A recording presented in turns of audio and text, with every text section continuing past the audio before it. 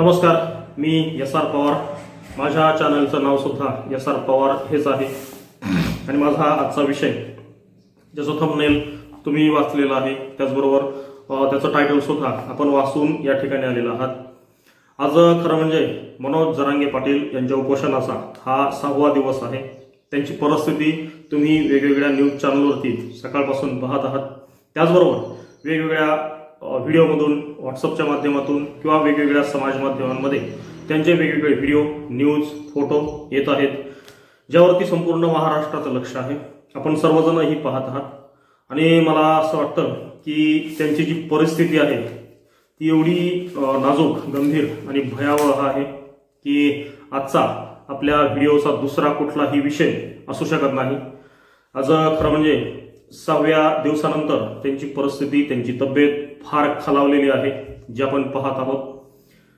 पुन्हा पुन्हा उपोषण करून जे सुरुवातीला ते अनेक दिवस उपोषण करू शकत होते, परंतु अनेक वेळा उपोषण झाल्यामुळे त्यांची परिस्थिती आणि त्यांची तब्येत फार खालावलेली आहे. ती आता साथ देताना आपल्याला दिसत नाही आणि त्यांची तब्येत खरं म्हणजे 4थ्या दिवसापासूनच फार खालावलेली आपण सर्वजण पाहत आहोत. 5व्या दिवशीही त्याच पद्धतीची परिस्थिती होती. आज 6व्या दिवशी सुद्धा त्यांची तब्येत खालावलेली आहे. ते अक्षरशः झोपून आहेत, सलाईन चालू आहे आणि अशा वेळेस आपल्या सगळ्यांचं लक्ष याकडे आहे. परंतु त्यांचा रोष ज्या कोणावरती आहे, त्यांचा रोष खरं म्हणजे सरकारवरती आहे.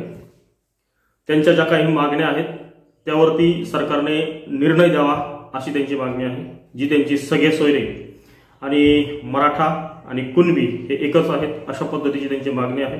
जर ते एक आहेत तर सरसकट कुणबी प्रमाणपत्र सर्वांना द्या अशा पद्धतीची मागणी आहे. आता दुर्दैव हे आहे की गेल्या 6 दिवसापासून मनोज जरांगे पाटील, आंतरवाली सराटी या ठिकाणी उपोषणाला बसलेले आहेत.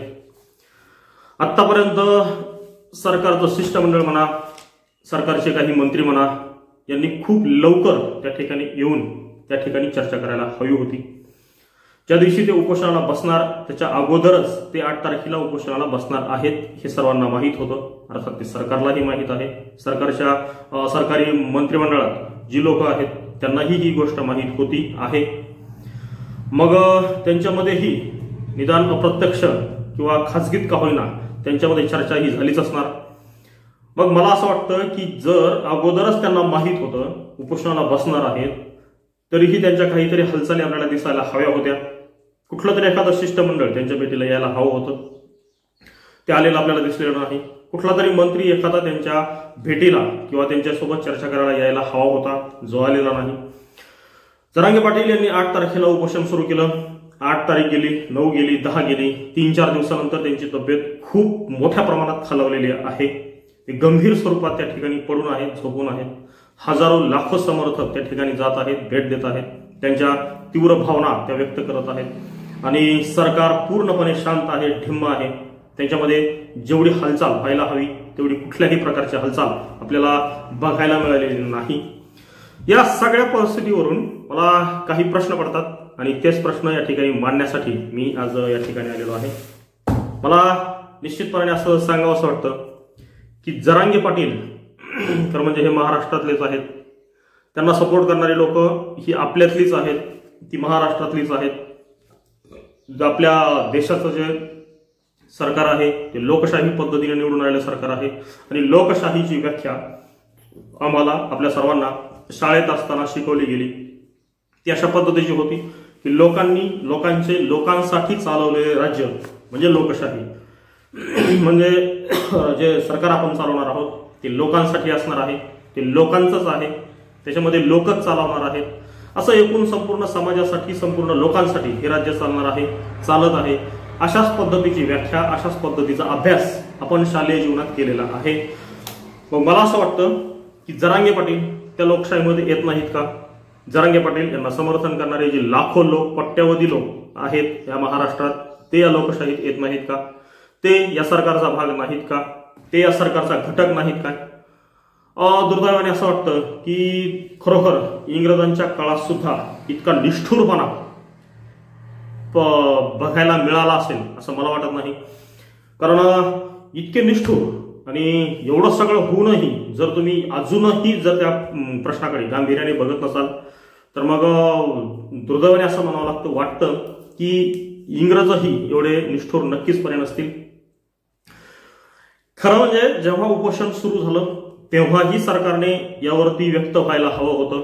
उपोषण सुरू झाल्यानंतर 3-4 दिवसात सरकारी शिष्टमंडळ त्या ठिकाणी यायला हवं होतं, चर्चा व्हायला हवी होती आणि ज्या सगळे सोयरे याचा अंमलबजावणीचा मागणी यांच्याकडून केली जात आहे, जरांगे आणि जरांगेचे समर्थक यांच्याकडून केली जात आहे.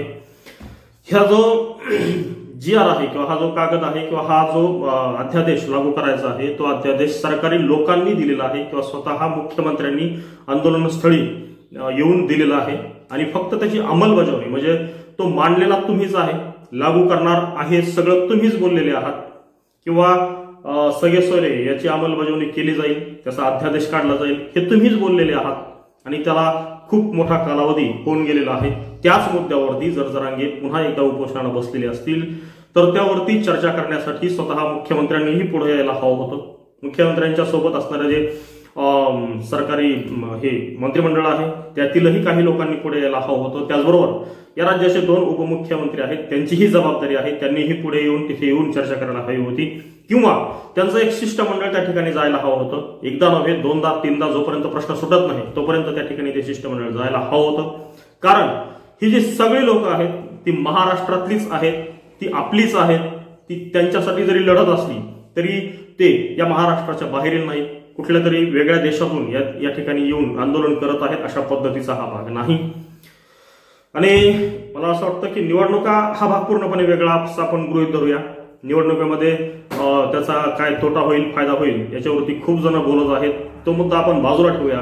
पण माणुसकी या नात्याने, लोकशाही या नात्याने आणि लोकशाही ही जर खरोखर लोकांसाठी चालवलेली आहे, लोकांनीच चालवलेली आहे आणि हे सगळं लोककल्याणकारी राज्य आहे तर जी लोक आंदोलन करत आहेत, आंदोलन करण्यासाठी पुढे येत आहेत आणि आंदोलन करणाऱ्यांना पाठिंबाही देत आहेत ती सगळीच्या सगळी लोक या लोककल्याण राज्यामध्ये नाहीत काय किंवा इथले ते नाहीत काय अशा पद्धतीचा प्रश्न आता पडण्याची परिस्थिती आहे.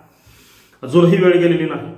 मुख्यमंत्री असतील, मंत्री महोदय असतील, सर्व 2 उपमुख्यमंत्री असतील आणि त्यांच्या आसपासची सगळी लोक असतील त्यांनी फार गांभीर्याने या सगळ्याचा विचार करण्याची गरज आहे.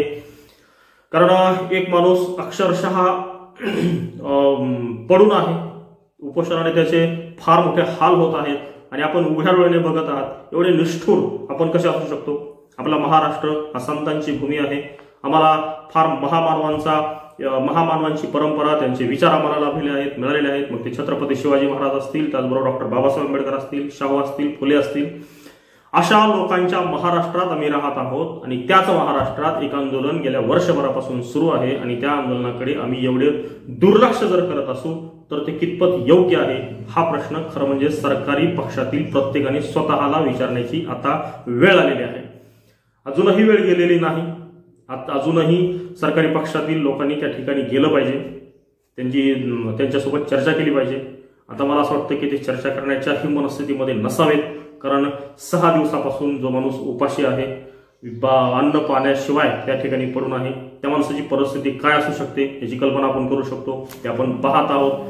लाईव्ह त्या ठिकाणचे अनेक व्हिडिओ समोर येत आहेत, त्यांची परिस्थिती आपल्या सगळ्यांच्या समोर येत आहे.